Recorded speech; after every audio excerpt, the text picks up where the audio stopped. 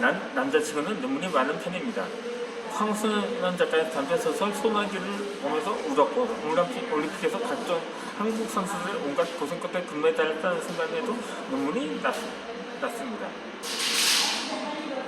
한 개그맨이 자신의 고생감처럼 드러놓으며 눈물을 훔칠 때도 나도 눈물을 훔치며 음악을 듣다가 가사에 심취하며 울기도 합니다. 마음이 힘들 때 문득 나 자신을 돌아보면 눈물이 나기도 합니다. 그래서 나는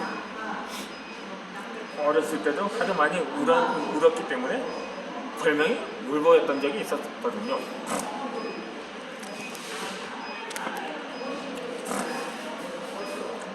그 전에는 기도를 하면서 찬양을 하다가 교제를 나눴다가 울기도 했습니다. 나 같은 죄인을 구원해 주니 그분의 깊은 사랑하시면 나의 지은 죄가 너무 커서 하나님을 온전하게 바라보지 못하고 삶에 지친 지체를 보며 하염없이 울기도 했습니다. 언젠가는 회개 기도를 하다가 찢어질 때 너무 마음이 아파 울면서 기도시를 통성으로 채우기도 했습니다. 2시간여를 그렇게 기도하고 나니 눈이 부을 때도 있었고 얼굴은 눈물인지 콧물일지도 모를 정도로 범벅이 되어 있습니다. 하지만 난 부끄럽지 않았습니다. 오히려 감사했던 거죠.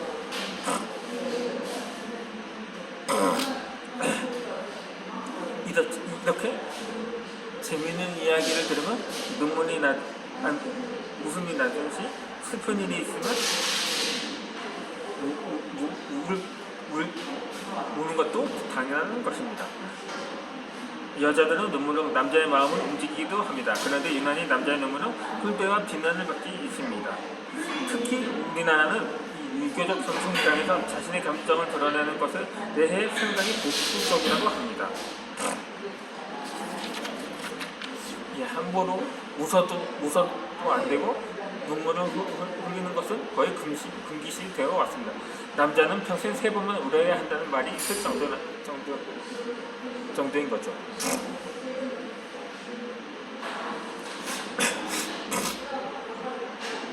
그래서 이제 우리나라의 남자들은 여자에 비해 잘 울지 않습니다. 비단 우리나라뿐 아니라 세계적으로 그런 것 같습니다.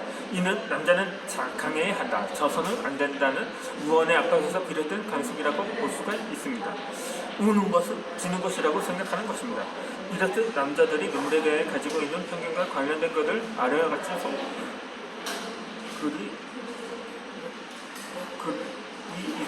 이는 생략하도록 하겠습니다. 정말 어렸을 때는 울면은 계집애 같다는 말이 가장 듣기 싫었습니다. 그래서 억울하거나 서러운 일이 있을 때는 아무도 보지 않는 곳에서 혼자 울곤 했었죠. 다른 남자들 역시 씩씩거리면서 간신히 눈물을 삼키는 모습을 참 많이 보았습니다. 반면에 여자애들은 조카를 얼굴에 모아 우는 모습이 익숙했을 뿐더러 때로는 귀엽고 사랑스럽기까지 했습니다. 그런데 남자의 눈물만은 예외였습니다. 같은 눈물인데도 남자의 눈에서 나오는 눈물과 여자의 눈에서 흘러내리는 눈물이 의미는 그렇게 큰 차이가 있었습니다.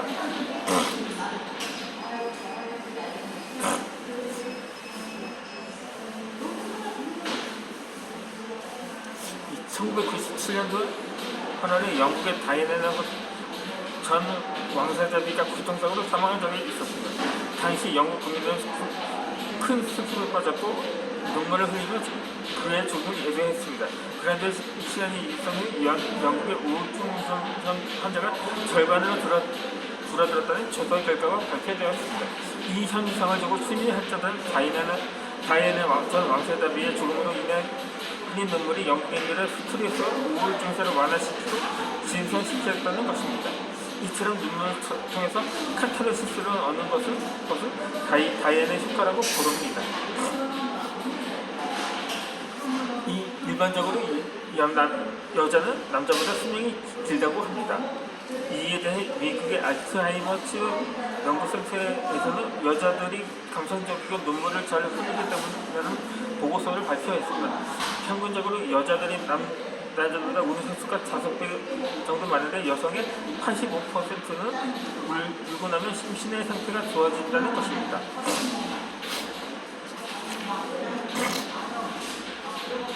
이쯤 되면 눈물이라는 것이 얼마나 우리의 삶에 도움이 되는지 더 이상 설명할 필요가 없을 것 같습니다. 이 눈물을 통해 우울증이 사라지고 스트레스가 해소되면 심신의 상태가 좋아지니 이것이야말로 만병통치약이라 할 만합니다. 건강과 더불어 행복감이 충만해지면 심지어 살균 효과가 있다고 하니 눈물은 우리에게 참 눈물 나게 고마운 것이 아닐 수가 없습니다. 이렇게 보니 눈물을 흘려서 손해 볼 건 없는 것 같습니다. 아니 오히려 가능한 많이 흘리는 것이 좋을 것입니다.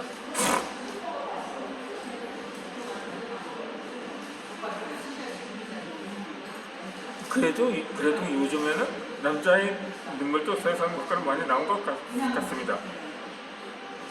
텔레비전을 보면 쇼츠나 예능 프로그램을 통해서 남자 트렌드들이 이런저런 이야기를 하면서 눈물을 흘리는 모습을 꽤 자주 볼 수 있으니 말입니다. 육아 프로그램에서 아이들을 돌보다가 눈물을 흘리는 한 인기 연예인의 모습이 사람들의 마음을 감정시키기도 하고 자신의 반려견이 조차 우열하는 한 남자 연예인의 모습이 인터넷에서 이슈가 된 적도 있습니다.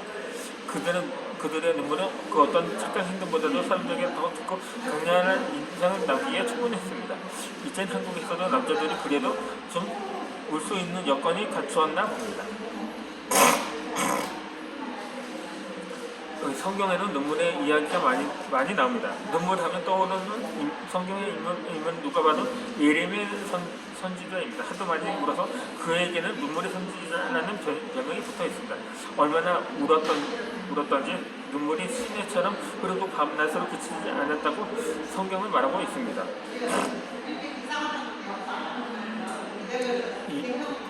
자신의 눈이 눈물에 상했다고도 했습니다.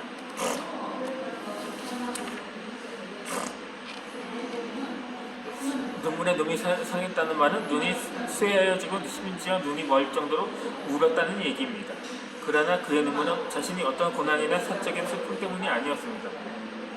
나라가 멸망할 것을 알고 안타까운 마음으로 기도하는 가운데 흐르는 눈물이었습니다. 백성들이 큰 고통 가운데 처할 것에 대해 가슴을 찌는 마음에서 나오는 눈물이었습니다. 이러한 눈물은 아름답고 고귀합니다. 그 누구도 예레미야의 눈물은 나약하거나 단순히 감정에 북받친 것이라 말하지 않습니다.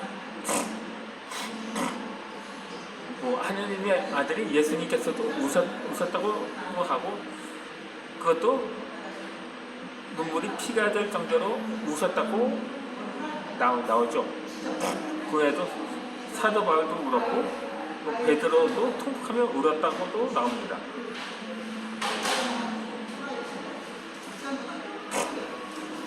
또 다윗도 많이 울었다고 언급하고 있습니다.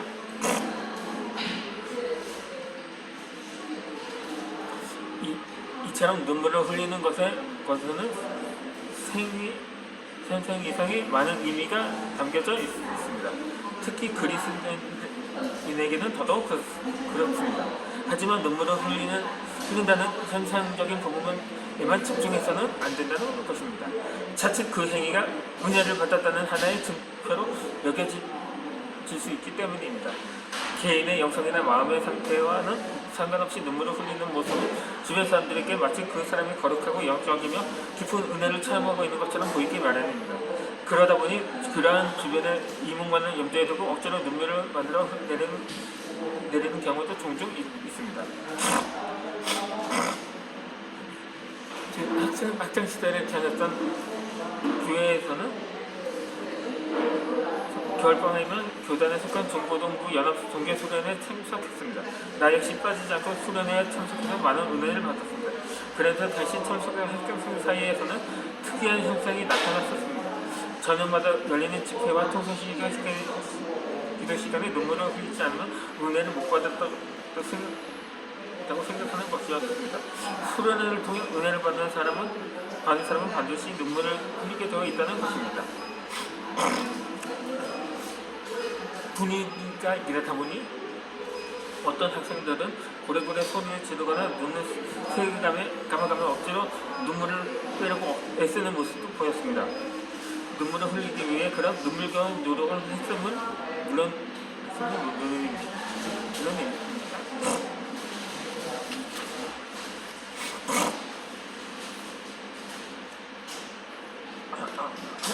한편으로는 눈물 한 방울도 나지 않는 학생들은 낙심을 해서 아무 말도 못하고 멍하니 앉아있거나 예배실을 나가는 경우도 있었습니다. 자신은 마음이 강박해서 은혜를 받지 못했다고 자책을 하는 친구들도 있었습니다.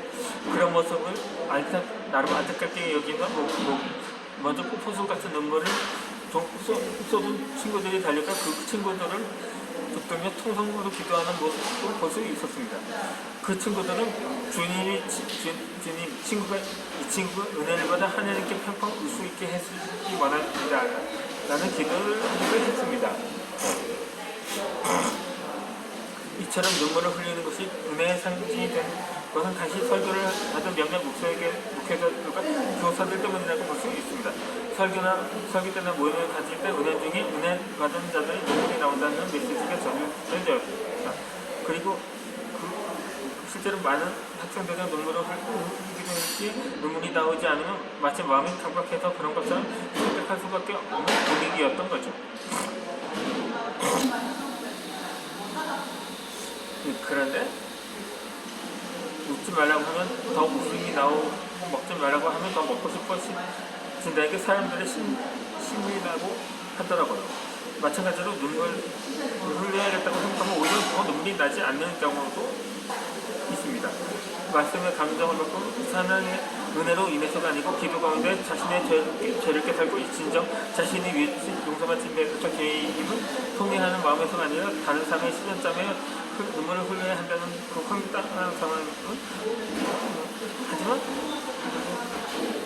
그때 그것이 정말 은혜를 받는 것인지는 알았습니다. 어린 시절은 그렇게 큰 착각 속에서 신앙생활을 하기도 했던 것입니다. 저는 이제 물론 학생들의 신앙생활을 통해서 기도하며 애쓰신 분들은 수고하시는 공유하고자 하는 것은 아닙니다. 다만 학생들에게 조금 더 기쁘고 자유로운 신앙의 여러 모습을 보여주고 학생들을 더 포용해 주었다면 더 좋지 않았을까 하는 아쉬움은 남습니다.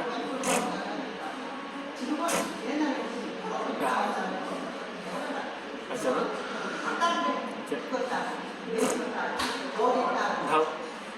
오늘 영상은 여기서 마치고 이제 추석